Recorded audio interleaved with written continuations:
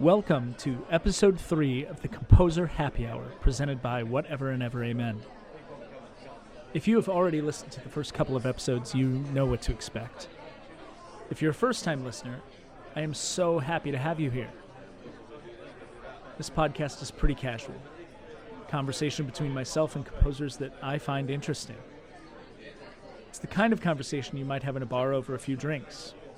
The kind of conversations we used to have all the time, and that I've really been missing since COVID came into our lives.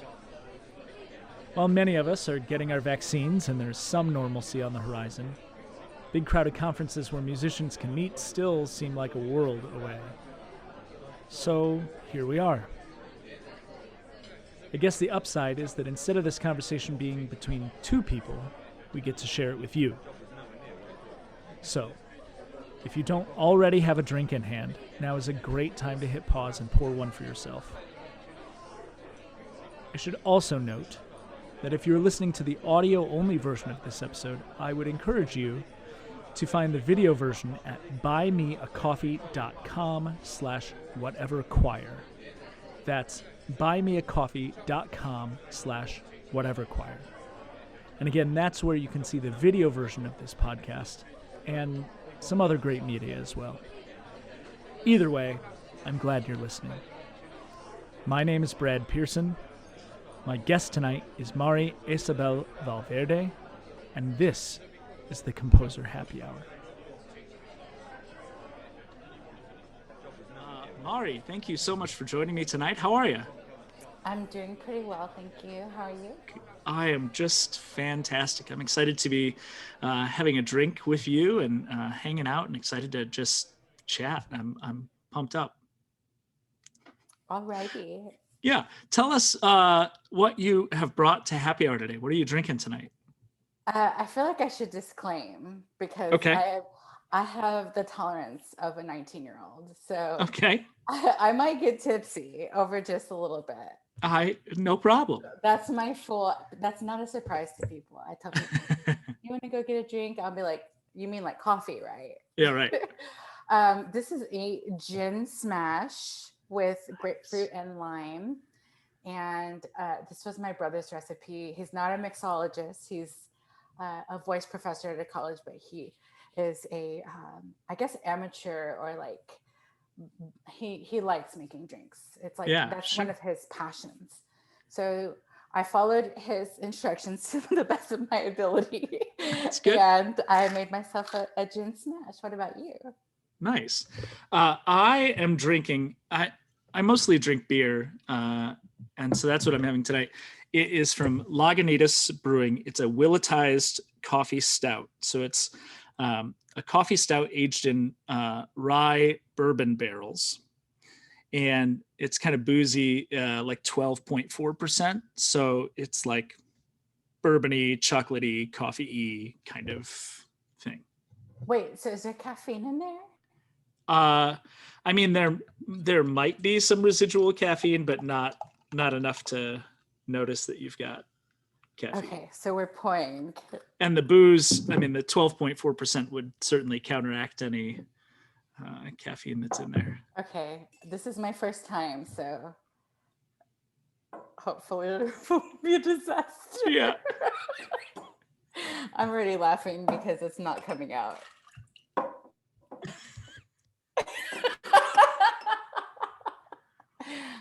I'll cheers you whenever it comes out. If it was real happy hour, we would have people making drinks for us, and then we wouldn't have to worry about such a thing. So there's a strainer in there. It's coming out slowly. There's actual fruit in it that you muddled up? Is that so? That's the thing, right? It's just that's caught on the strainer a little bit. It's coming out slowly. We're gonna keep this because this is the real juice right here. There you go. It's slowly coming out. I told you I am not an alcohol person, so it's all good. Well, see, that's all the more reason that it's special to have you here having a drink with us. Well, we can have anything else planned for today. Great. We can start chatting while the drink is finishing. Tell us, because I never knew when I thought about starting this, I never knew how to get started with a conversation, because the whole idea of the podcast was to sort of mimic meeting people in a bar, right, at a conference or something. If we just, saw each other in a crowded bar and said hi and we met and we started chatting, what would that be like? But that isn't maybe you can't fake that, right? So I like to start at the beginning, like the real beginning. Tell us when and where you were born. So I am from Fort Worth, Texas. Did you say when? Yeah. September 1987. I'm a Virgo with Virgo rising and Pisces moon. Also a Virgo. I'm September 12. Yeah. And what are your parents' names? Santos is my mom, and Edward is my dad. Awesome. And what do they do, or what did they do when you were growing up? My mom worked for the IRS. Okay. I don't think my mom ever applied for a job. She was hired and hired and hired and hired down the line just because she was bilingual, Spanish and English. The demand for that is a little bit different than it is now. Sure. I think there tends to be more stipulations and hoops to jump through to get as a stable of job as my parents both had. But that doesn't mean they didn't work very hard for that. Sure.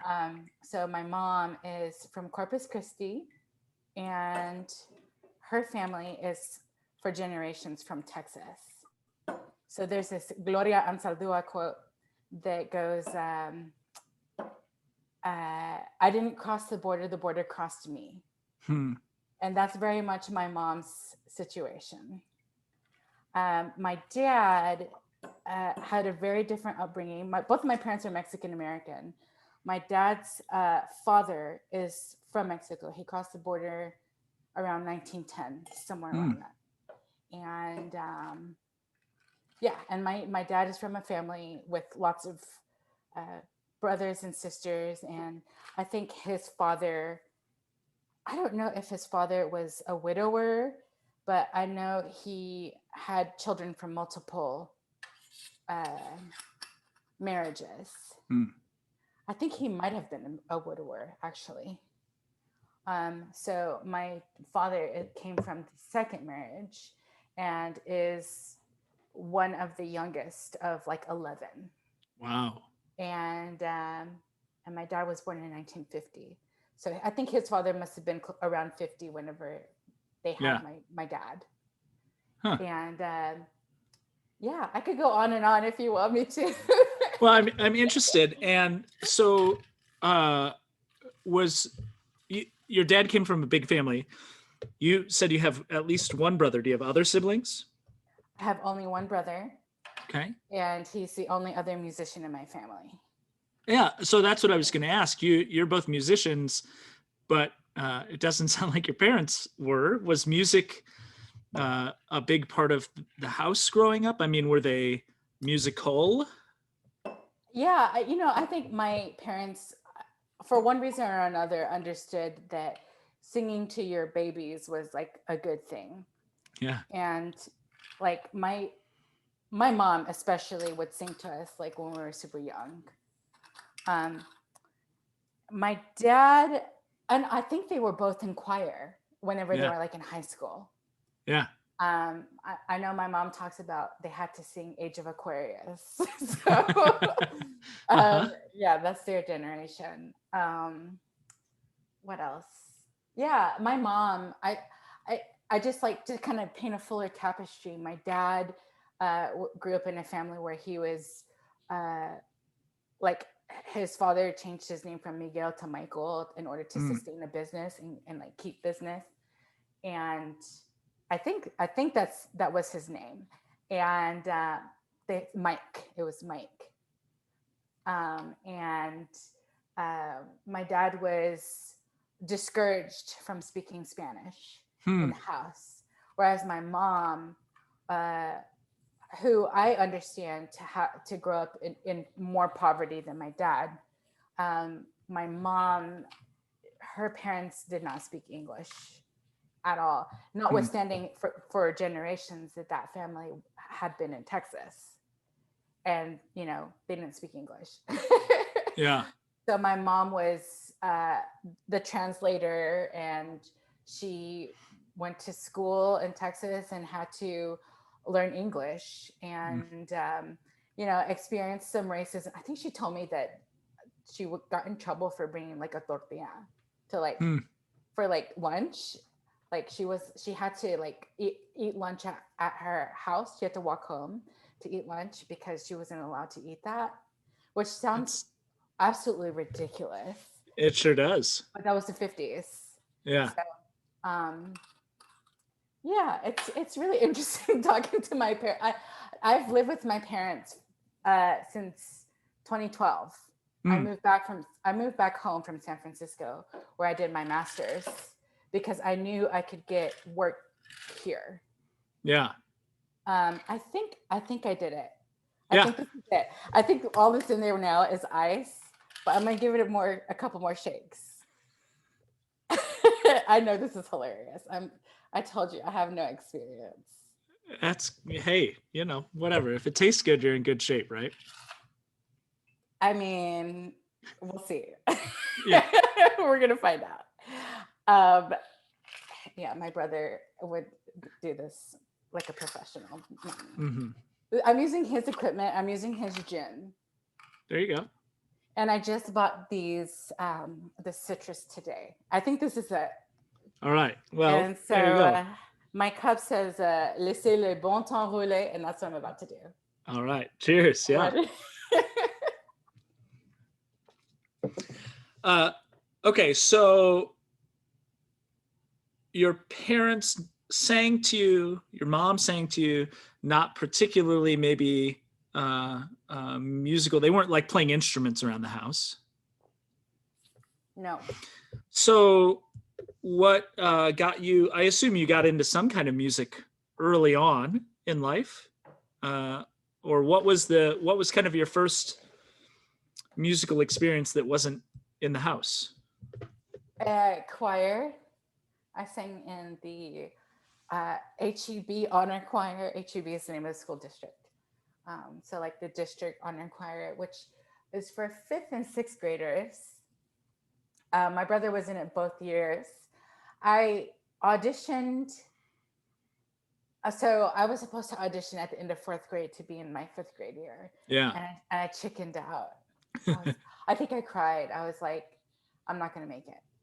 Yeah. I was so nervous. It's laughable now, but I feel for little 4th graders out there that, have, their parents or their older siblings expecting of them. And that was me. I was like, I'm not going to be good enough. So yeah. I feel like 100% that should not have been the issue, but I was scared. I think we had to sing. Oh, what was it?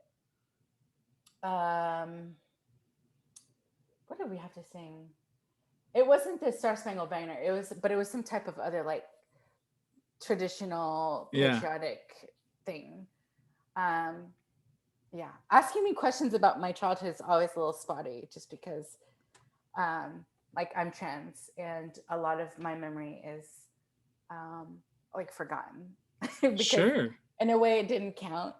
Yeah, sure. Yeah, I had this conversation with Tony Silvestri actually, and I told him that I feel like I didn't get to have a girlhood. I was given a boyhood, but I didn't get to have a girlhood, and that was like, but I say it that way because it wasn't mine. Sure, it didn't belong to me, and I didn't understand that really until I was much older. But I auditioned for the honor choir the next year, and I was in it for my 6th grade year, and I sang alto, and I'm very proud of that. Yeah. And was that the thing that like got you on fire about music? Was it you did that honor choir and then you knew I'm excited about this, and you kept doing it, or was it a Um, rockier road than that? I loved singing with the group, and like it gave me a sense of purpose early on, and Yeah. I made some friends, but I mean, it wasn't really that social aspect. I think what it did was it uh, made me feel more confident about singing in choir. And so my brother went to the junior high. I remember like all of this being new. And so my brother sang in choir and took voice lessons. And then when he got to ninth grade is high school, but in our school, our school junior high was 7, 8, 9. 7, 8, 9. Yeah. Even though the ninth grade credits go towards high school, it's very Right. strange. But that's how it is now and how it was then. And so my brother, when he got into the ninth grade, he had done like all region choir and whatnot. And I did that too when I got into seventh grade. But when he was in ninth grade, so he was in 10th grade when I was in seventh grade. And so we weren't ever at the same school, Sure. except for maybe a couple of years in elementary, which I really don't remember. But my brother he auditioned for the Texas All-State Choir, which, if you don't know about that, there's like a whole economy around that. Like it is a whole thing. We can It's talk a about thing. that. Yeah. But it's very competitive, just like football. It's Texas. They're very competitive down Sure. here, for better or for worse. And he had to do sight reading for that audition. And when he made it to, I think, so those 4 rounds, and I think he made it to the third round. And in the third round, they only took 5. Mm. And I think my brother was like real close. It was either he went to the third round and barely missed it, or he went to the last round with the fourth Yeah. round and barely missed it. But the reason he missed it was um, because of the sight reading. He struggled with Sure. the sight reading, which, I mean, ninth grade, like, Yeah. come on, get your Yeah. shit together. Um, yeah, that was new. It was new for Mhm. him, and my dad probably chewed him out, I think. Hmm. I don't know exactly what that looked like. I didn't know that happened, but what ended up happening because of that is that my brother turned around and was like, "You're gonna learn how to sight read." I was like, "What? Why? Yeah. What is this?" So he was in high school, and he was in 10th grade, and I was a seventh grader. And I remember we would like, my mom would run errands, and we'd be in the backseat of the car, and we'd like sight read together, Cool. like the ultimate nerds, Well, in yeah. in chromatic fixed do, because that's what we learned. Huh. So that's the solfege system that teaches you, or I guess I don't know if it tries to teach you, but helps to develop relative pitch, Yeah. Sure. because it teaches you the relationships between the exact like pitches. Right. Right. And yeah, and like he struggled in ninth grade, but by the time I got to ninth grade, like, everybody thought I had perfect pitch because I sight read perfectly. Yeah. So choir obviously then is a relatively big deal. I mean, it must be a big deal if you're auditioning for, honor course and stuff. Uh, when you graduated, did you know that music was what you were going to go on to do? I mean, was that immediately out of high school? You're like, music, that's it. 100%, yeah. But I think for my brother, it was more a question, because he wanted to do music, but Yeah. I think my brother's the oldest in the family. Mhm. It's just me and him, and I mean, he's a young man at this point, and that there's this like older child pressure to be like, be the one, Yeah. Sure. be a good example, like go and be a doctor or a lawyer type of thing. My dad, by the way, is an attorney. You asked me earlier. Yeah. Yeah. Yeah. He is now how do you say, retired, and he has an arbitration business. Cool. So yeah, that's a whole other thing. My Yeah. dad has his JD, um, and that like he's one of he might be the only person with that with any education from his Yeah. family, or he's probably the first at least. Um, but my brother majored. He went to a local college. I did not. I had to get the hell out of Texas. Sure. Um, my brother went to Texas Christian University, which is in Fort Worth, Hmm. and he studied. My brother has 5 degrees. Okay. So his, yeah, 5 or 6. Yeah, but he did the all like the advanced placement stuff and Yeah, like got sure. credits and that transferred to TCU, and he did. I think it's a bachelor's of arts in music, a bachelor. I think it's also a bachelor of arts in biology. Those are his, and then he has a minor in Spanish. Hmm. Um, but I think his bachelor of arts in music wasn't. I don't think it was a even a performance degree. Yeah. I think it was a general music degree Yeah. because he actually he he went into his first music theory classes and was like, I already know this shit. Like I'm bored. Right. But biology was actually hard and challenging, and I don't really. You'd have to ask him because I don't really know the inside of that very much. But it was always that like, oh, you're gonna go and do a double major, do music at the side, and then go to med school. Uh-huh. That type of thing. Yeah, yeah. Um, but my brother excelled in music, and um, you know, he sung in operas, and he wanted to do the performance thing, and Yeah. so then he went to school at Eastman School of Music in Rochester, New York, and he Hmm. did a master's in voice performance, and then he followed up with his DMA, which is in performance and pedagogy. Hmm. Um, And so was his uh success in music, did that influence you wanting, like, feeling confident about going on into music, or were you just, you knew that's no matter what, that's what you were going to do?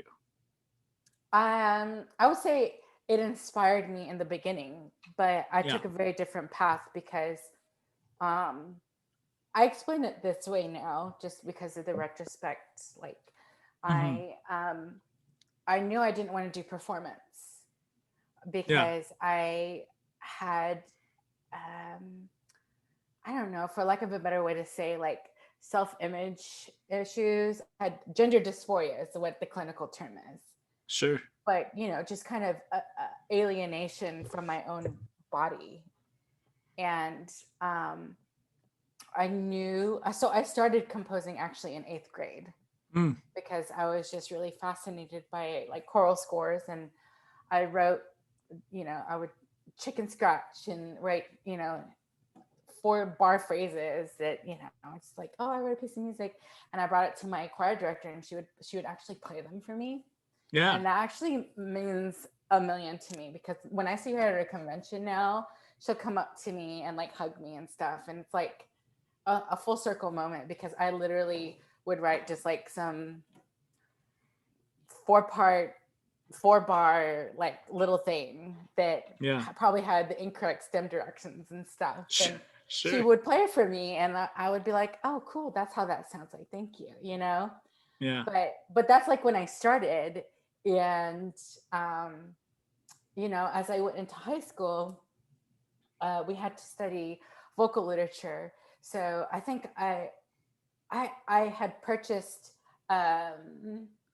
these books. They're Hal Leonard books, favorite French, favorite German. My brother had the favorite Italian arias, which it's like a curated little set of like Sure. classical classical repertory.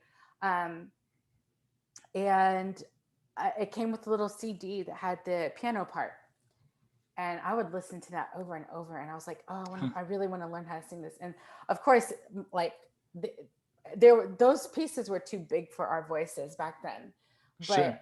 I mean, like listening to Arlo Zelen or like Bonsoir or like Nuit d'étoiles. You know, they would have the little uh, they would have the native speaker recite the text, and then Yeah. the next track would be the piano part. And I was just like, like Bonsoir, like for example, is I have been like enamored with that for decades. Yeah. And like I will like sometimes I'll just pull out my Debussy songbook and play through the piano accompaniment, piano part. And it's still fascinating. It's like one of I look at the music and I'm like, this is like some of the most like meaningful music that exists, like ever existed for Yeah. me. And and I had a friend who in high school was taking piano lessons, and I heard her playing something else by Debussy, and I asked her about like what is that, and like, and it was the first arabesque, and I was like, I need to know that, I need to have this, Yeah. I want to be able to create this and like hear this anytime. So I went back to the music store and I bought this book. It's probably around here somewhere, but it's like a spiral bound it, and it's like a curated, Yeah. probably Hal Leonard or something, that is just Debussy piano stuff. And I would sight read that, and that, like, I think a lot of people when they start to study music formally, it's like, okay, you know, Mozart or Beethoven, you know, that kind of thing. Mine was like Debussy, like, let's figure out how to do these rhythms and Yeah. listen to how this sounds and why does this appeal to me, and like, you know, that was like how and I guess began to learn music theory and like harmony. Yeah. And so I knew from an early start too that I was like really had an affinity for the French composers. Mm-hmm. And yeah, I knew that composing music was a way for me to participate in music, and possibly have a career in music without having to be seen. Yeah. Like that, without that performance factor. That's what really appealed to me about it. And so I actually only applied to my undergrad programs. I was like, I want to do music composition. That's what I want Yeah. to do. Huh. You know, I think it's interesting because I think that probably a lot of people in some way share that feeling about performance, right? And not exactly the same perhaps, but that the voice is such a vulnerable instrument, right? And there's nothing to hide behind. And that I've talked about that, you know, with students all the time, is that you know, it's so scary with the voice because, you know, I play some instruments very poorly. I mean, I play piano very poorly, and I play even less guitar. That's about it. But you know, even on like the guitar, if you mess up, you know, you can always like retune and it's messed up, it's out of tune, right? Or that I just hit the wrong string, or there's a barrier there, right? And the voice just doesn't offer that. You know, I remember in high school and college, and even now, I still am horrible at memorizing things, and it's mostly I think because I get so nervous. High school, I would do solo and ensemble, and I remember my mouth I would get so dry and my hands would shake, and I couldn't do it. And I loved making music, right? And I thought I was okay at it, but it's a scary thing for anyone. So I can imagine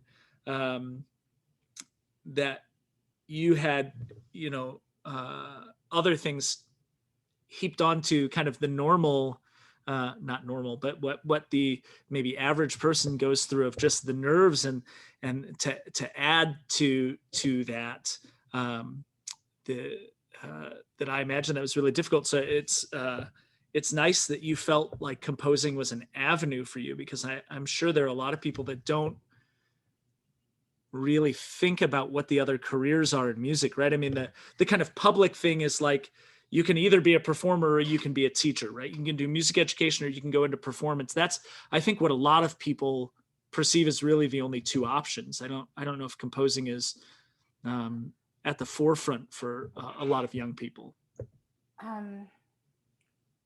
There's a couple of things. Are you familiar with Dr. Christopher Harris? He teaches Uh, at Tech University. I do. I know his name. I know. I don't know that I've met him. Although So I think I maybe met him in passing at a bar in Minneapolis at a conference, maybe. he's he was at FSU with Mm. Andre Thomas, Mm. um, and like I said, he's now at Arkansas Tech, and I'll bring him up because he's also a composer, Yeah. and he literally grew up 3 streets north of my street, Huh. like parallel, like thing.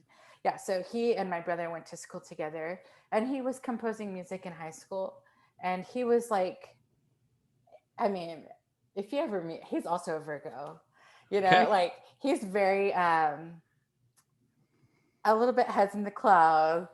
Yeah. He might be Sure. mad at me for saying this. I don't know, but he was a dreamer, Yeah. and he had the gall to create music as a high schooler. And I remember I think as a senior, he put a choir together, like a high schooler, and like try to teach his music to high schoolers, or maybe it was just after he graduated high school, but it was just like he just had a dream and he stuck with it. And Yeah. like, I don't want to say that he's delusional, because obviously look at him now, he's like, Yeah. booked and hired and working, and Sure. he's very popular with the people that know his music. Yeah. And he should be. He's worked really hard for that. All I'm saying is that my brother went to school with him, and Chris was at our house, like not all the time, but often. Yeah. So, and not only is he like a composer, he's black, and he's from around here. So Yeah. like I, when we talk about like opportunity, and when we talk about like equity and all those things, and they're very important things, I just realized what an immense privilege it was for it to be normal. It was normal for me to have somebody at our high school who composed music, Sure. and at that a young black man, Yeah. um so that was like normal, Yeah. and I didn't obviously know anything about like inequity, or Sure. about class or anything like that, but I think that would I mention it just because I hear a lot as a woman who composes music that like, oh, we need women composers because otherwise young women might not even like entertain their dreams of composing music. I like to tell people that like, so I started my transition at the age of 19. My entire career, I have visibly to the outside world been a woman, and they've always understood me as such. I've always understood myself as such my entire life. But as far as like being a man, that is just completely inaccurate in terms of like how my experience is, because literally no one ever knew me as a man. Sure. Maybe like in some superficial way as a boy or as male, because that's what I was given. That was what I was offered. But that wasn't something that I ever owned. And so just to like bring it full circle, like there are some things that society teaches young women or girls, that I didn't have to unlearn as a woman. Sure. And that's a privilege of in a sense, a privilege of trans feminine experience, is that because the world did not see me as a girl, they didn't tell me that, the world was smaller than it actually is. You know what I mean? Yeah. So in the same vein, like having Chris there and seeing him like put his choir together to perform some of his music that he composed, and it was beautiful. Like that was normal in my high school. So Yeah. Yeah, like I didn't know that I could not do this Sure. to some extent. It was actually um as I the hardest part of being anything in art is making money off of your art. That's the hardest part, and it's the Yeah. most painful part.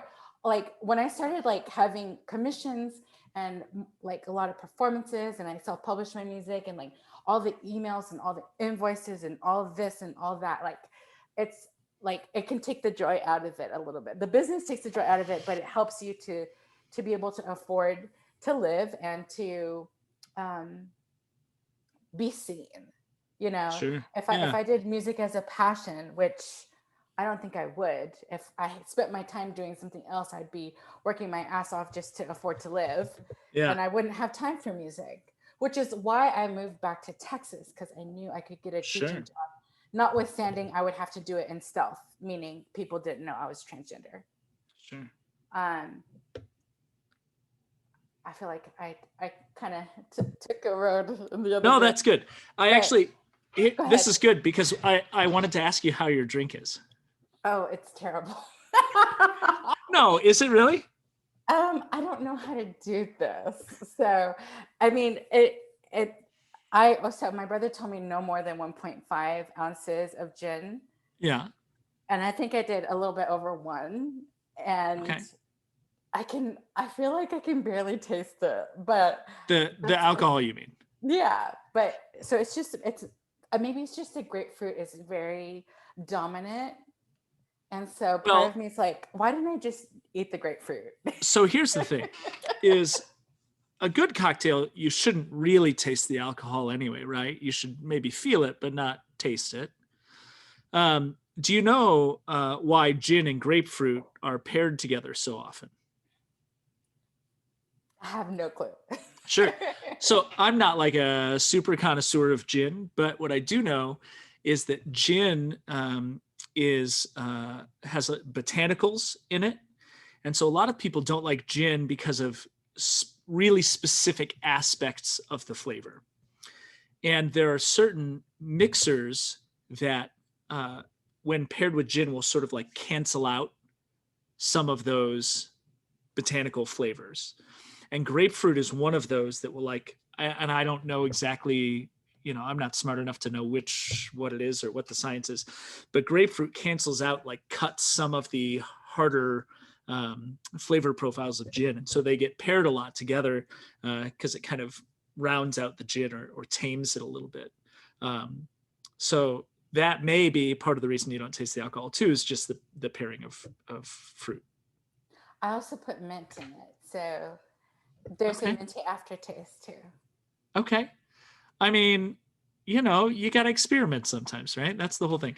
Speaking of drinks, first, I'm positive. I know that I met Chris Harris. I know that it was in a bar. I know that it was in a conference. I don't know if he'll listen to this, but I think I got introduced to him by my friend Andy Morgan, who is at Hendrix College in Conway, Arkansas, and they know each other, and it was like an Arkansas thing. So I'm positive I met him in passing. Now, do you remember that you and I have met in person once? Seattle. It was in Seattle. That was a long time ago, I think. I remember, yes. It wasn't like a deep meeting. It was like a quick meeting. It was a very fast meeting. And I think that I was sitting, I did my doctorate at the University of Washington. I think that I was sitting with other grad school people in a bar that's like downstairs at like a big booth. And you maybe came in with Jeffrey Bors from Possibly. UW, I Possibly. think. And I don't remember what the context was, but he was like, "Hey, here's Mari, meet her," and that was it. And we like kind of said hi. And I actually bet we may not have been the most pleasant people, not because we aren't pleasant, but because we were probably drunk and commiserating as grad students are wont to do. So I'm not sure we probably were as inviting as we could have been. It's okay. I'm from Texas. I've been living in Texas. I was there to push myself out of my comfort zone and meet some Yeah. cool. And yeah, Jeffrey is very fluid and flowery, and I was Uh-huh. just like, I was in his bubble, so Uh-huh. I walked with him, and I met some cool people. Yeah. Well, I do. I remember. I remember meeting you. I remember you being there. I don't remember anything else about the evening for whatever reason that was. It's okay. Um, now, you the, the beauty of this podcast having no real agenda is that we can skip around to all sorts of things that are just because I think they're interesting and I hope other people find them interesting. You lived and studied in France, is that correct? I did a summer program twice. It was just for July. Twice. Got it. And so, tu parles français? Oui, je parle français, mais est-ce que tu vas prouver mon français maintenant? Je suis pas prête pour ça. Je comprends. Je parle seulement un peu de français. J'étudie à Duolingo. Yes. Alors, mon français est très mauvais. Je comprends beaucoup quand je lis, Okay. mais pas quand je écoute. C'est bien, c'est pas grave. I've Ce been n'est looking pas la forward to classe de français maintenant. I've been looking forward to that. My French is not very good. That's what you said. Which is what I said. And I don't, but people may not know that because not everybody listening probably speaks French, which clearly I don't very well either. I read French fairly well, but I'm not good at. I'm just not as good at languages as I would like to be. But you're a bit of a polyglot. You've got several languages up your sleeve. Is that right? I feel like I need to like warm up. Like you put me on the spot now. I don't. Okay, You let me don't get need to speak all of them. I'm not going to ask you to speak all of them. But you speak English, Spanish. That's my native language. That was my second language. You speak a pretty good French. I tell people I'm fluent in French because I can hold a conversation at a decent speed. Brazilian Portuguese, is that right? Same thing. Yeah, about the same. And you're learning another language, is that right? Or I was starting to get into this Swedish. Because I went to Signalef, and when I was there, I did the thing that I did in high school, which is peruse music scores and just like, this is really interesting. So in college, I was really into Nordic art song. Mm-hmm. And so, of course, everybody performed Grieg at St. Olaf. Mm-hmm. They actually have a Norwegian major. So how do they say it in Norwegian? Norwegian and Swedish are very similar. Du kan snakke på norsk. You can speak in Norwegian there. Yeah. And like major in it. I didn't do that. My roommate did, and he has lived in Denmark since graduation, basically. So he speaks Danish fluently and more or less Norwegian fluently as well. And he's Korean American adoptee. From Minnesota. He grew up on a farm. Anyway, sure. That's a whole other thing. But he was my roommate in college, and I consider him my best friend because those were very formative years for us. And he calls me whenever, even when I'm asleep. Sure. But it's okay. And he was there for me when I was like on the outside transitioning, So we were really close. I didn't study Norwegian, but I remember getting to my senior year of college and being like, okay, I have another class that I get to take. I was a nerd. So I was like, this shit is fascinating. This shit is fascinating. This shit is fascinating. I was like, I'm going to try to get into French. Mm-hmm. But if I test into the first semester of French, I'm going to just take Russian, Japanese, or Norwegian. Because I felt like I knew enough French that I was going to be bored in taking the beginning. Yeah. And luckily for me, the test was written. So I actually tested into the fourth semester of French, which was the last class you had to take before you qualified for the major. And I was like floored. I was like, what? They're actually letting me in the fourth semester of French. Yeah. I had never taken French before. So I like, stumbled my way through that class.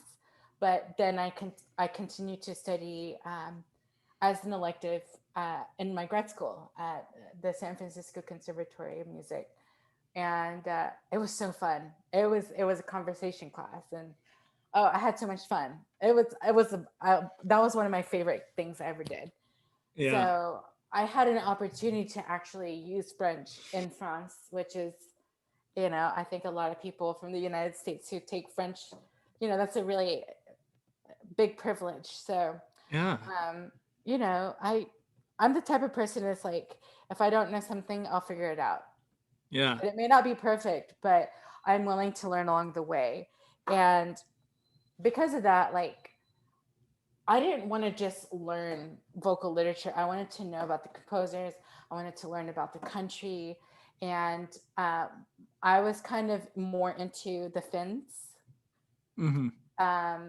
specifically like Sibelius. But there's this really awesome composer named Toivo Kuula. If you don't know that name, oh, I'll send you some stuff. Okay. My brother sung some of his stuff. I think he died in a tragic accident at a young age, so he didn't get to like blossom into like greatness. Anyway, so I was like, okay, I'm gonna learn Finnish. I'm gonna go study in Finland because I'm about to finish St. Olaf and I need to do something with my life. Yeah. And like Finland is just an awesome country. It's like a better country than most countries, in my opinion, in some respects, but mostly because of the reindeer. Sure.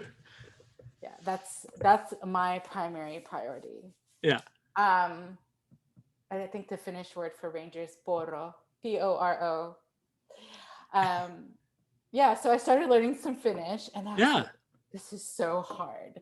And then I was like looking at like linguistic articles and stuff, and like in the United States, there's like this study done to like determine at what age it takes for native speakers to become fluent in a language, and use like reading a newspaper as the measure of fluency. Sure. And like if you're from like the United States, it's like 15 or 16. And like most countries, it was like, if it was easy language, 13, 14. I think Chinese was maybe 17. Well, like Finnish was like 19. So and then I saw the cases and like all of the little suffixes, and I was just like, girl, I can't, like, I don't have time. I have too many things to do. So then I realized that Finland has two official languages, Finnish and Swedish. And so that's when I started dipping into Swedish and like learning Swedish and Finnish rep in Swedish. And actually set a poem from a Swedish Finnish, I'm trying not to spit, okay? Yeah. Poet named Edith Södergran. But yeah, this is like Sibelius and poets and artists from like a romantic era, they spoke Swedish as well as Finnish. I think Swedish might have been like more scholarly or something. But well, I admire anybody who can pick up languages well. I do not. My roommate during our doctoral program, Johan, he grew up in South Africa, so he knew Afrikaans and English, and also can speak a little Dutch and a little German. And then just in grad school, in the 3 years at Washington, he learned how to speak Latvian, Estonian, and Lithuanian. Like, I don't know how people process language that quickly. And I'm sure a lot of it for people who grew up speaking multiple languages, it's probably easier to then learn others. But I learned French a little bit in second and third grade. I was in a program that was part of our classes. And then I didn't use it again until I don't know, probably 8th grade. But I remembered a little bit, and I thought, well, I'll sign up for French in 8th grade because I used to know like 5 words. I did it all in high school, and then I took the AP test in French, and I got a 1, which is not good, right? You get a 1 if you put your name on the test. But then my freshman year of college, I tested out of having to take it in college, and I don't remember why that was a requirement or how that happened. And then I got really into German. Well, I actually backtrack. Before that, I did some like Italian. I thought, I'm going to learn Italian because I want to go to Italy, right? So I had Rosetta Stone and I learned Italian, and I thought I was pretty good. And then that kind of faded out. And then in college, I was doing a lot of German research. So I thought, I'm going to learn German. I'm going to get really good at German. And I went to Germany and thought, well, I'll just speak German to everyone while I'm here. But by the end of the first day, I realized that the only phrase that I really needed was asking people if they spoke English, because my German was just not good enough to keep up with everyone. And same in French. My wife and I did our honeymoon in Paris last summer, and I got to speak French to some people, and it went okay, but then other conversations went completely awry. So I'm very envious of anybody who has a knack for picking up languages, because it is I think what a fascinating tool, and it helps give you such. I think people who learn languages and who are good at learning languages have perhaps a broader, more sensitive, more informed worldview than people who do not learn multiple languages. So I think it is a wonderful skill to have. I think there's a lot of truth in that. I am fortunate that, like, my mom spoke Spanish. That was her first language growing up. Yeah. My dad had to learn Spanish like in school because he didn't get it at home. Right. And it was just kind of discouraged, which seems terrible. It seems terrible, but like, in the 50s when my dad was growing up, like, if that was your language, or if you had an accent, then that means less opportunities for you. Yeah. And I think we still have that kind of thing still. But now that I think about it, but we had our babysitter, our caretaker was a woman, or she's still here. I saw her the other day. She is from Mexico. So, I mean, we, at the very least, my brother and I both grew up hearing it. Yeah.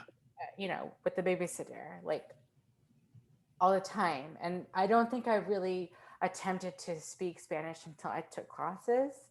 Yeah. But it was so easy because Yeah. I was, those sounds were a part of my lexicon, I guess. Sure. And so, yeah, and the it's like, what it's like? It's like a big jigsaw puzzle. And I perhaps started with a little bit more pieces. And because of that, I was able to use context clues whenever I tried to pick up other pieces about where they might fit. So it's like using parallels from either English or Spanish to learn another language. Yeah. Like, knowing one language is the key to learning the second. Sure. And knowing one for the first and the second helps you to understand the third, whether that means it's more similar to English or more similar to Spanish or in its own distinct category. Right. So, like, learning Spanish and then learning Portuguese / French. I don't really know which one I learned first. I think I'm probably a little bit more fluent in French, but it was like, you learn the patterns. Yeah. Like, I'm trying to think of a really typical word, like, okay, señor. like in Spanish, Senor means like Mr. or like Yeah. sir. Um, in Portuguese, it's Senor, and it's NH. Mm.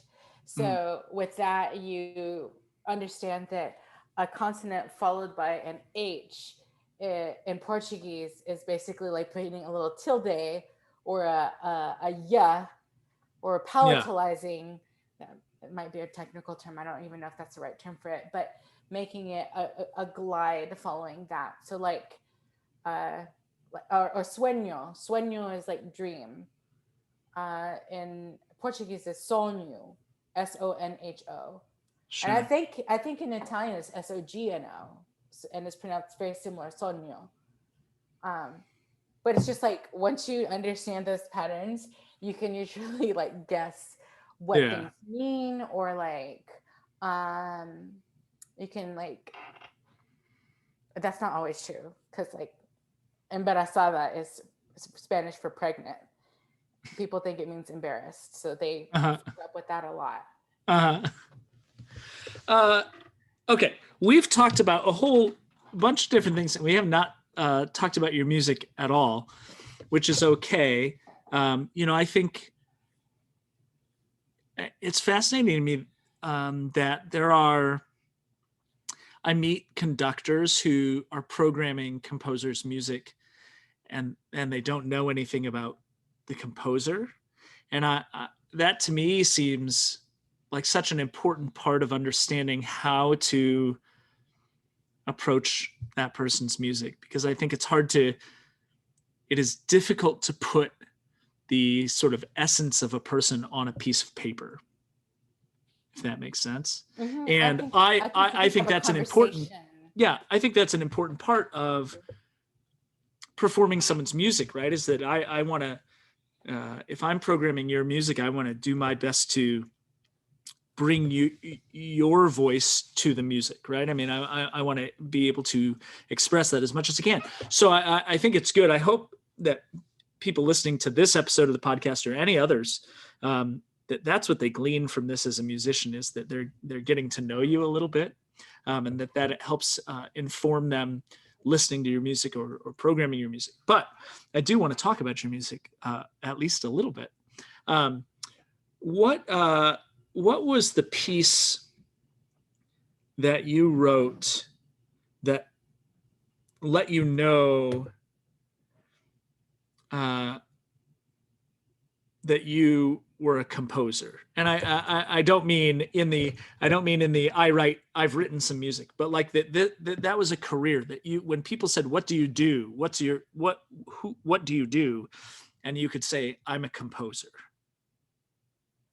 Oh, um, I mean, was there a piece that you wrote and then you said, all right, like this is now what I do. I'm a composer now.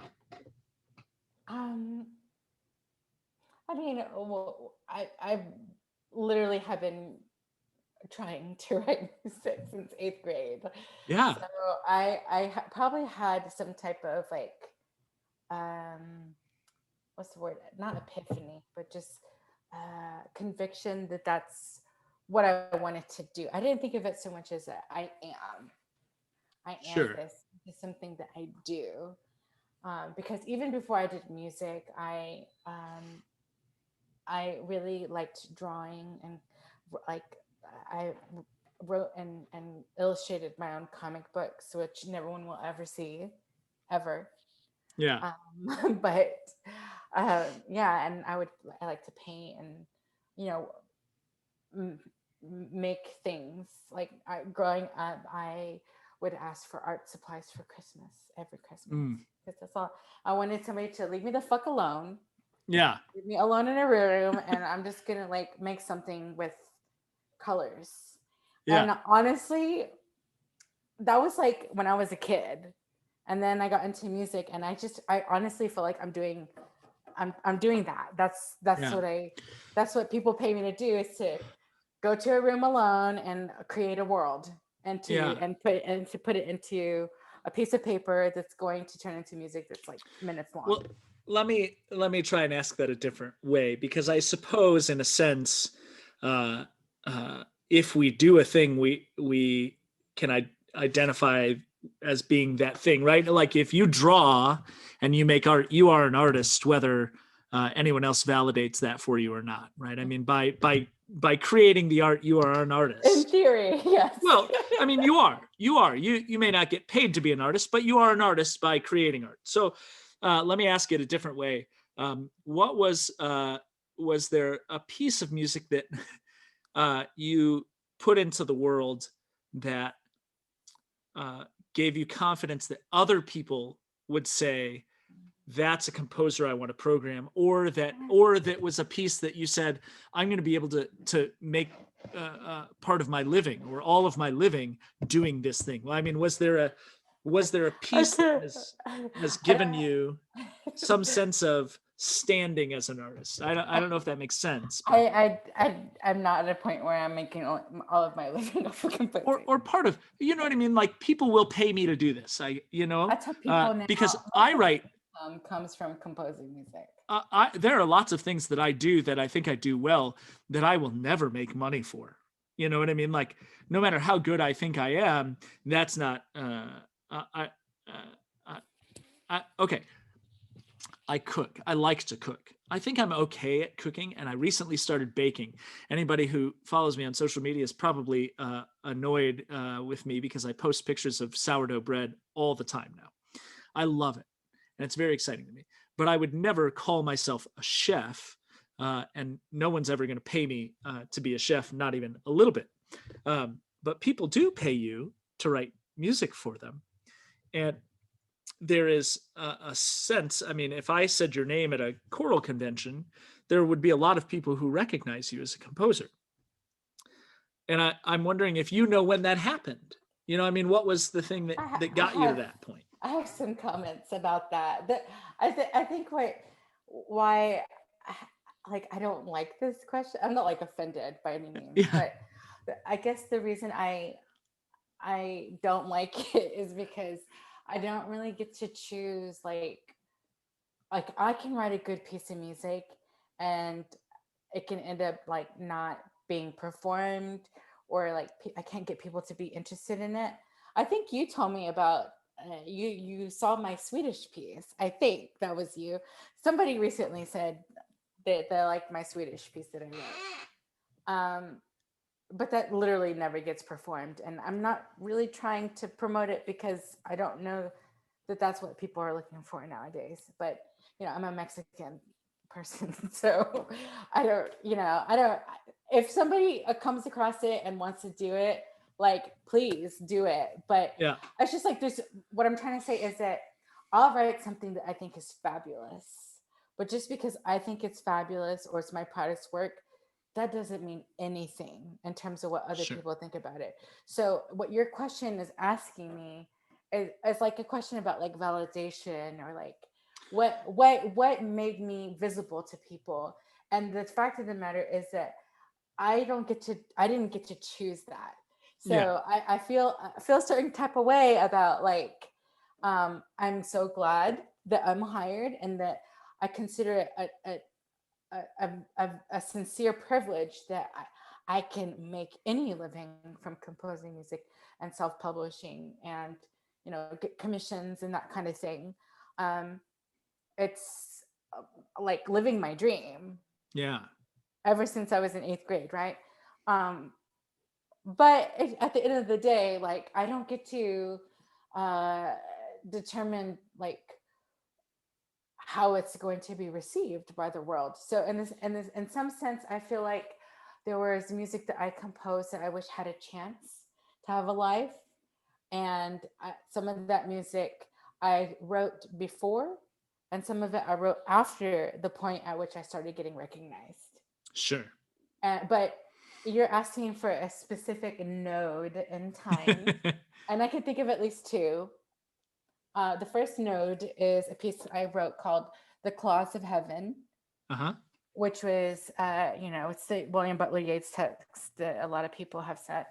I heard that for the first time when I was in the all-state choir, and I think I was a junior in high school. I might have been a senior, but the I was in the all-state mixed choir, so I didn't sing this piece. It was the all-state treble choir singing Eleanor Daly, Canadian composer, setting the Class of Heaven.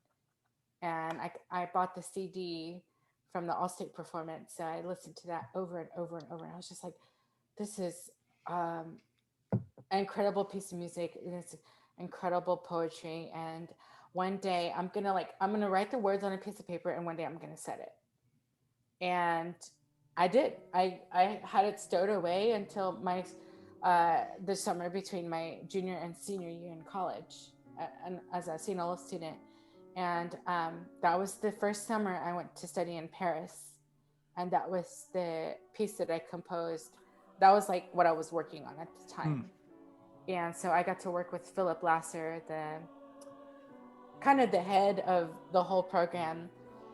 He's an incredible composer, and a really wonderful teacher. And like that was a huge, working with him was like a big validation for me. But so I wrote the piece in the summer, and I was a senior that year, and I was doing composition major, and I had sung in the St. Olaf choir for 3 years. Dr. Armstrong actually recorded what the St. Olaf choir actually recorded a piece of music I wrote on a poem that Gabriel Fauré said. It's the text to Après un rêve. Do you know that song? I mean, I think so. I know the I know the title. I mean, it's yeah. That one. It's like it's just like it's a sexy poem. And so I did this setting of it. And I mean, like, you can go and listen to it. I don't write music like that anymore. I feel like my understanding was very influenced by, your Whitaker and Lauritsen at the time. But like, that's not really true to who I am. It's not a bad piece of music, but there's just things in it that, like, I remember it took me 3 years to finish that piece. It's like 5 minutes long, but Yeah. I wrote it, and Dr. Armstrong took an interest in it on the bus when we were on tour my first year in the choir, and we recorded it, and I used that for my audition to get into this program in Paris. So I got to the program, and then I wrote the Claws of Heaven, and Dr. Armstrong said he wanted to. Well, what happened was I did my senior recital, and I knew I made the right decision going to St. Olaf. I knew it. I felt so good there. That's where I started my transition. I did college right. I did not waste a minute. And I, built relationships and took all the classes up. I like sucked it for all it was worth, and so my senior recital included 4 art songs, 4 choral pieces with a choir of 25 people. Most of them were members of the St. Olaf choir. Sure. And a woodwind sextet, and 2 brass quintets, and a piece with tuba solo and string quartet, and 1 short piano solo. I think it was it. Yeah. Sorry. Yes, that was it. So like I had 40 people participate in my senior composition recital. Dr. Armstrong came to my recital, and he told me that he wanted to take one of my pieces from the recital and perform it on, it's called Celebration Weekend, which is basically the last event before graduation. Sure. That St. Olaf Choir always sings at. And we did the Class of Heaven, and that was, he took it to Earth Songs and got it published under the Anton Armstrong Choral Series. And that, that was the beginning of opening a lot of doors. It didn't open all the doors. Sure. But it started to open doors. He performed the Claws of Heaven at the Oregon Bach Festival. So I wrote it in 2009, and then he performed it at the Oregon Bach Festival the summer of 2011. And he said something when I was a student when we were working on it that he was like, this should be a cello solo, like at the very beginning. And I was like, okay. So I ended up orchestrating the piano part as a grad student with David Conti. Hmm. And I put a cello solo there for him. So it was strings and harp. And it doesn't get performed that way very often. But that was, and you know what? I probably should go and revise that score. I think I can make it a lot better now that I have Yeah. a master's and I've been around, But at that time, I did what I knew and I put something together and they recorded it beautifully. And that's like still one of the best recordings of my music that exists anywhere. Hmm. Um, I mean, it's crazy to me because like I don't I there's a lot that led up to that point, Yeah. but looking back, I don't really think about all the things that led up to that point. So that's the first node. The Yeah. second node is Yeah. When Thunder Comes. When Thunder Comes was commissioned by Jane Ramsey Miller and One Voice Mixed Chorus out of the Twin Cities, Minnesota. They are, if not the largest, one of the nation's largest LGBTQ associated SATB mixed courses. I was just listening. That was the song I had just clicked stop on right before you joined our call today. So that was the last kind of sound in my ear before we started chatting today. Okay, sorry. So tell me about that. Um, so it really starts with, I was just doing the Swedish thing and I was Sure.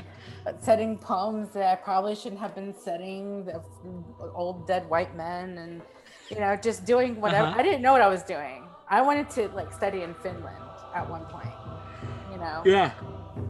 and maybe move there and like find somebody who would accept me and love me. Um, I then it was the 2015 ACDA National Convention. First time ever. It was Josh Palkey, who's now at CSU, Long Beach, Mm-hmm. California State University. Bob Cole Conservatory Music. You have to say the whole thing. I know. Oh, I know. Yeah, and I mean, he and Jane, just the short version is he and Jane in particular are like on top of Anton. The three of them are like the biggest, as far as conductors go, are the biggest purveyors of my music. Like they're pushing and helping, and like I owe so much to Jane, I owe so much to Josh, and I owe so much to Anton, um, enormously. Like I'm gonna be a mess when I can't like talk to them again. Like they have made a huge difference in my life forever and ever and ever. Um, so Josh and Paul Caldwell, who's with Mm-hmm. the Seattle choruses, he has also commissioned me, and that was another peak. You asked me about particular pieces, but as far as like premieres go, like I got to conduct a piece I wrote um, on the text by my, I call them my poet, Amir Rabia. They're a trans poet that I work with. Intersectional identity, writes beautiful poetry that can connect humanity. Like I'm giving you the short version, but I've worked with Amir on like 5 different commissions now. But I composed a song about that was an analogy about coming out of the closet, and I got to uh, conduct the Seattle Men's Chorus. Mm. That's the name of it. Notwithstanding there are trans women and trans men in that choir. Mm-hmm. Um, TTBB ensemble. Um, in their program called Born This Way in 2017. I wore a big poofy dress and I conducted, the whole choir, which I think I had 200 to 300 people, maybe. It's a Yeah. lot. It It's was a a big lot. group. It was a big TTBB ensemble. And I got to work with them in rehearsal. They treated me like royalty. It was like, I never had an experience like it was like beyond validation. It was like I it was like the best thing I ever did. Yeah. Um, I don't know if that's necessarily true because I've had some like superlative moments, but that was definitely one of them Yeah. at the Opera House there in Seattle. This was Yeah. in 2017. But that piece, Crossing, is not one that a lot of people know because Yeah. they don't go to women for TTBB music. Well, and I think that has certainly historically been true. Boy, I mean, I think people are getting better about it and trying. I think people are trying, but you're right. I want to ask you if you can think of because I'm hoping we have a wide intersection of listeners to this. I don't know if anybody's listening to this, but I hope people are listening. And I hope that some of the people listening might be high school choir directors. I know that sometimes, I taught high school for 6 years in Las Vegas. I think sometimes high school directors can feel overwhelmed trying to find repertoire because they have so much else going on their plate. And it is easy to program repertoire that is either kind of in front of you or given to you or that you've heard other people do or that traditionally works or composers that well. It is harder to find new music by new composers. It can be intimidating and overwhelming. So I hope that I'm highlighting some pieces through these episodes that high school directors can look for. Can you think of a piece or two of yours that would work well for a high school choir? And any voicing doesn't matter. Voicing. Honestly, I think a lot of my music would. However, I probably, in terms of difficulties, my music is probably closer to more difficult for high school. I would agree. I would agree I, with that. but I mean, I've had a middle school do The Claws of Heaven. Yeah. The Claws of Heaven is one of those pieces that if you're a high school choir director, I have full confidence that you can do that with your choir. Mm-hmm. When Thunder Comes, that's a little bit harder. A lot of it just really depends because I've written a bunch of stuff now, and some of it I don't write specifically for one choir, or I mean, Sure. like I write for the choir that I'm commissioned to write for, and Sure. sometimes it's appropriate for one choir or not. I've been asked before about like writing children's music, and I'm just like, or like middle school, and I'm like, I know I probably don't have much in my portfolio in terms of that age group, but I hope that choirs, like high school choirs that want to do my music, will do it, and I hope that they would, because a lot of my music talks about really adult things, and I think people that age really appreciate sincere and difficult conversations rather than choir directors who are too scared to have those conversations, or their administration that doesn't want them to have those conversations. But I mean, if you're a high school student, you have a cell phone, you see everything. Sure. Like everything. They have less innocence than my generation did, Yeah. And I realized that when I was teaching high school, and I was just like, nothing is going to surprise these kids. Well, yeah. And, it's interesting. It is, I'm sure not by accident, but it has been sort of a theme now. And we're in our third episode of this podcast. And it's sort of come up as a theme. The idea that choral music has such an opportunity to talk about more than just pretty flowers and there's so much music that is kind of sweet and pretty and light, and what an opportunity we have as artists to use our voice and use language to talk about not just those things, but to talk about the really difficult things, and to connect with people about the things that make them feel right. And so uh, I hope that people are programming your music, because you write a lot of music that talks about things that make people feel, and how important is that right now, yeah.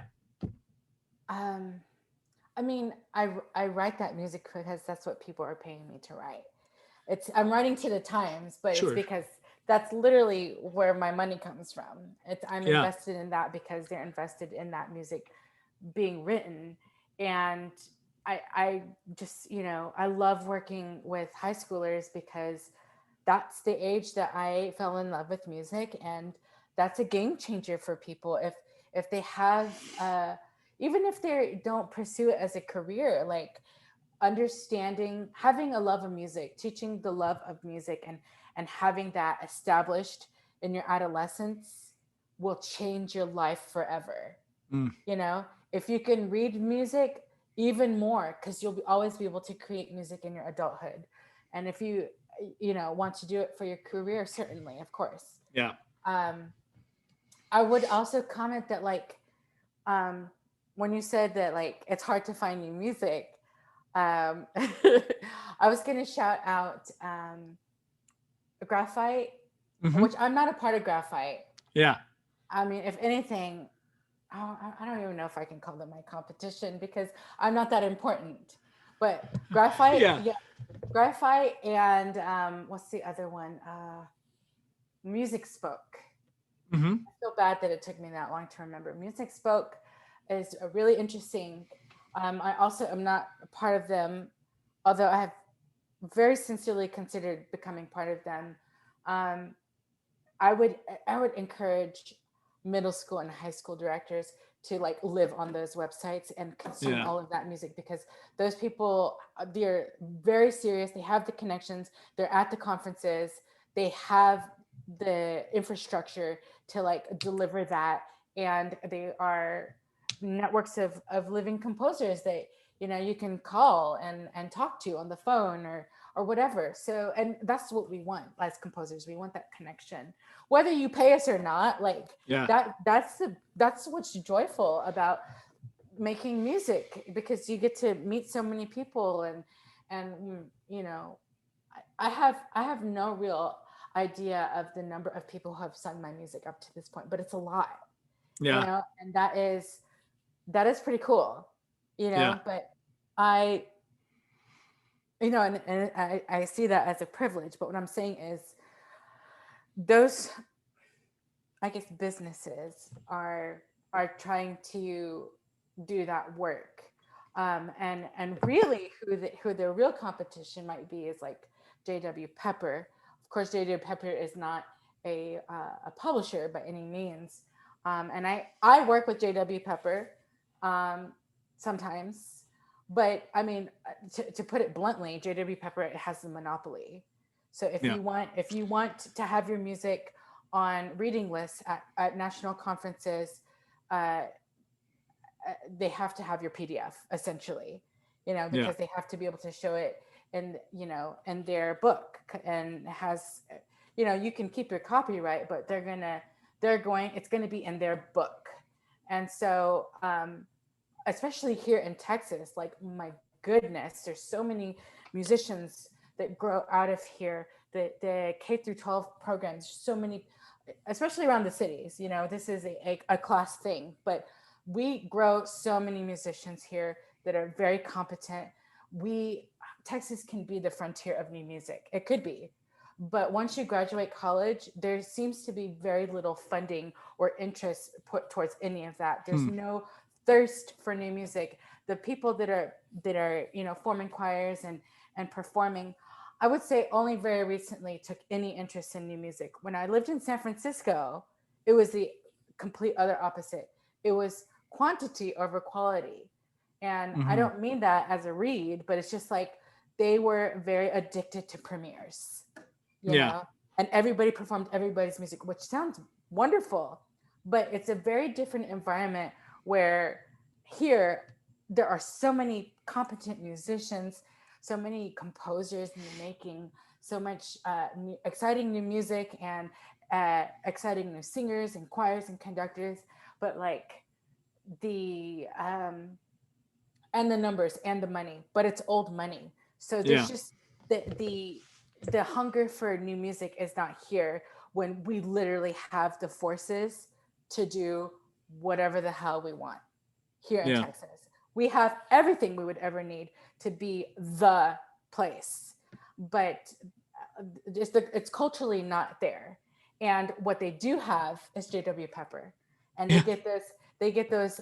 There's something called the prescribed music list, the PML, Mm-hmm. which is, I've had people tell me, Mari, it's what's even better than having a piece on an all state list where your piece is selected for the all state choir, and you within a month sell anywhere from 8,000 to 20,000 copies of music, hard copies, you know, Yeah. through the vendors. Like, you sell a bunch of music, you make a decent amount of money.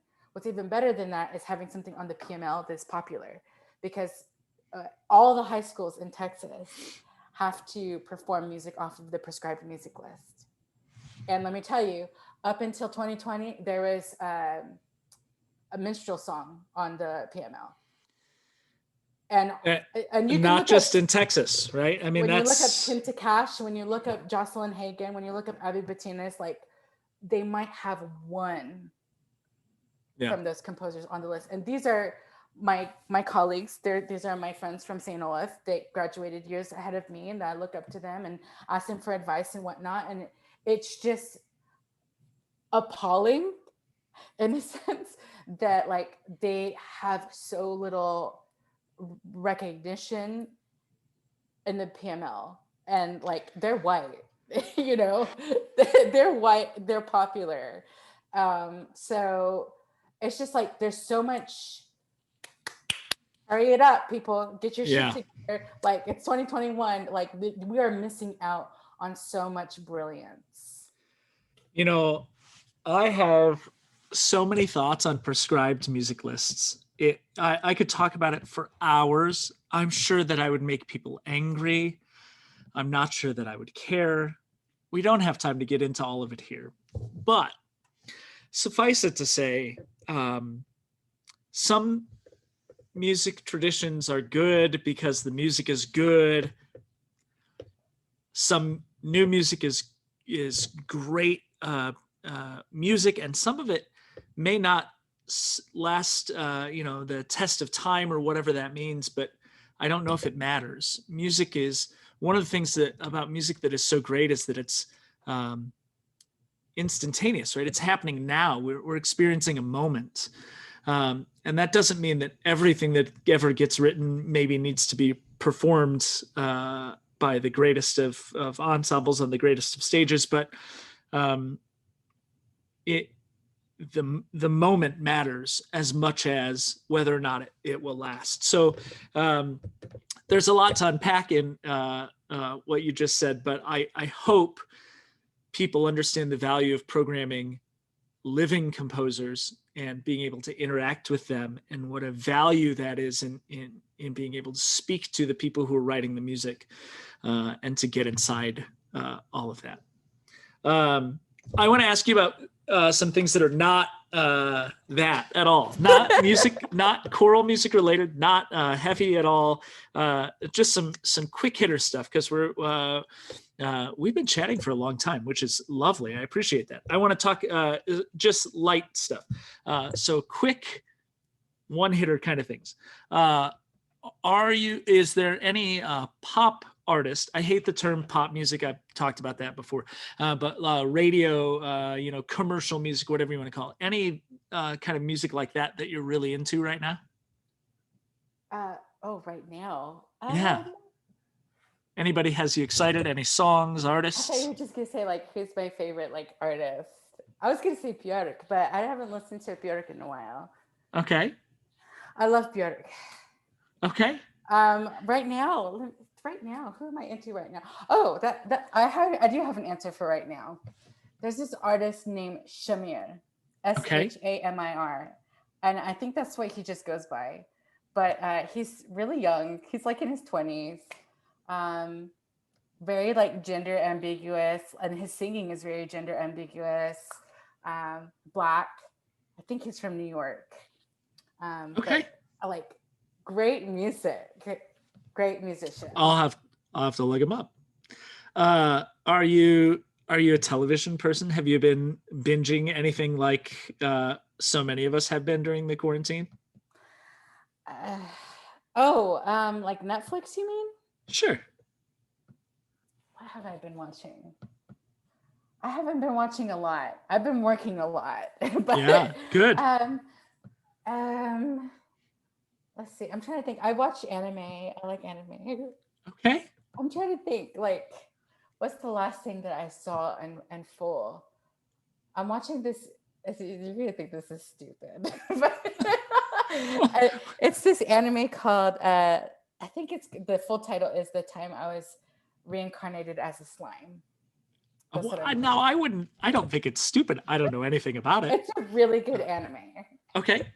I'm sure there's a lot of anime fans out there. I'm not one of them. I'm sure there are a lot of them.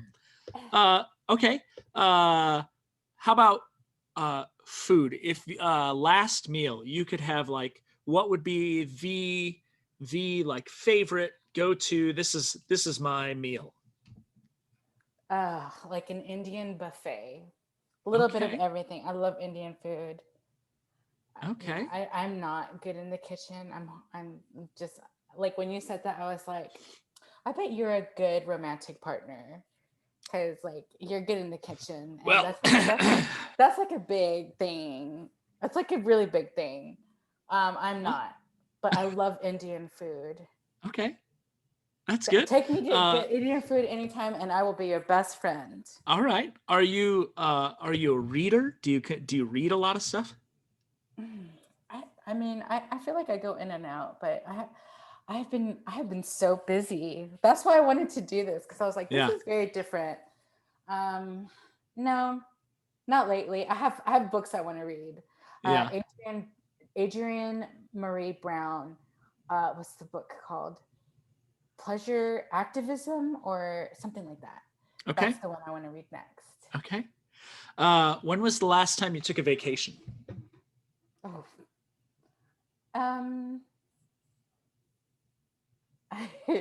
like really, Yeah, probably. really.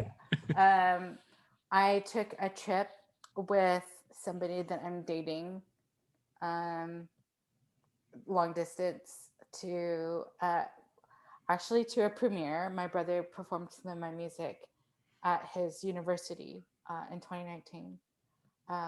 It's a work in progress. It's a song cycle. Cool. And then we went to Hoja Caliente, which is like a spa with like springs, hot springs, is that what they're called? Nice. And like you go into all of them. There's one where you cover yourself in mud and it dries and then you take it off and it just like makes you feel like an infant. And then Okay.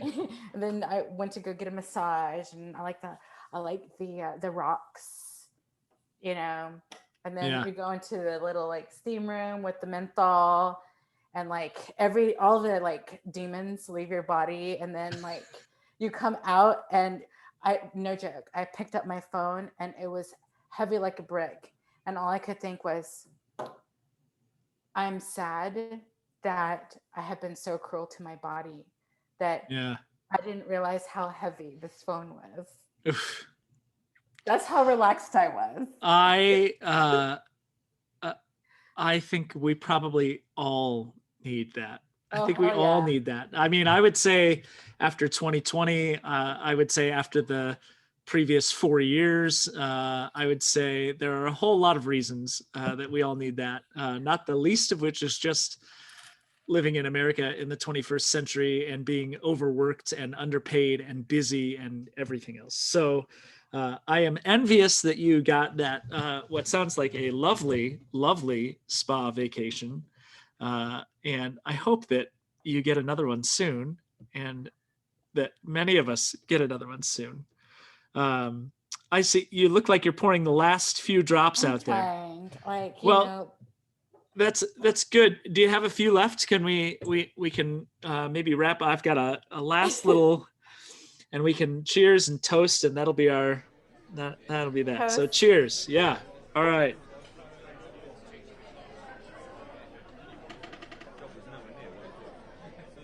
Thank you so much for joining me for episode 3 of the Composer Happy Hour presented by Whatever and Ever Amen. Thank you to my guest Mari Esabel Valverde for spending some time with us. When you finish here, you should go and check out Mari's YouTube channel, which includes many videos of her work. Click subscribe, show her some love. We would also love for you to show us some love, and you can do that in a few ways. Subscribe to our podcast on whatever service you're using, and please consider giving us a 5-star rating if you're on Apple Podcasts. This is super helpful. If you really enjoyed the show and you want to help support future episodes, you can buy us a beer by visiting our page at buymeacoffee.com/whateverchoir. That's right, you heard me. Buy us a beer. Visit buymeacoffee.com/whateverchoir to help support the podcasts and future projects by Whatever and Ever Amen. Our guest next time is Dale Trumbore, and we look forward to sharing another drink with you then.